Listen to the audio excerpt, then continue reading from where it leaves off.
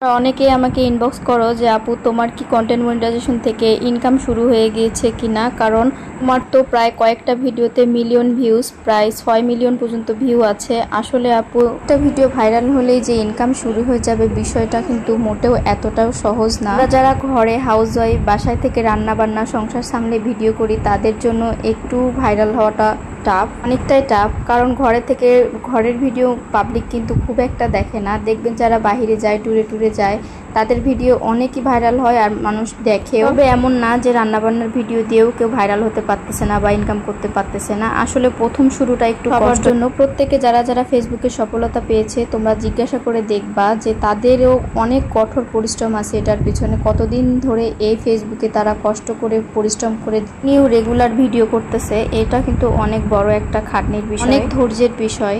Regular video দিতে হয়। Content monetization পাইছি কিন্তু ভিউজ হচ্ছে না, এটা হচ্ছে প্রায় মানুষেরই কথা। অবস্থা কিন্তু আমার কিন্তু কয়েকটা ভিডিও ভাইরাল, একটাতে প্রায় 6 মিলিয়ন, একটাতে 1.3 মিলিয়ন, আরও কয়েকটা ভিডিও ভাইরাল আছে।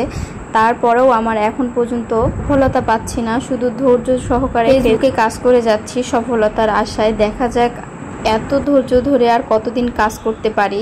হ্যাঁ, ভিডিও ভাইরাল হলে কিন্তু অনেক পেজ গ্রো করবে। সবাই তোমার পেজ যখন ভিজিট করবে, দেখবে যে তোমার ভিউজ আছে মিলিয়ন ভিউজ, তাইলে কিন্তু এমনি থেকেই ভালোবেসে মানুষ ফলো দিবে তোমাকে। মনিটাইজেশন পাওয়াটাও একটু হলেও সহজ হয়ে যাবে তোমাদের জন্য।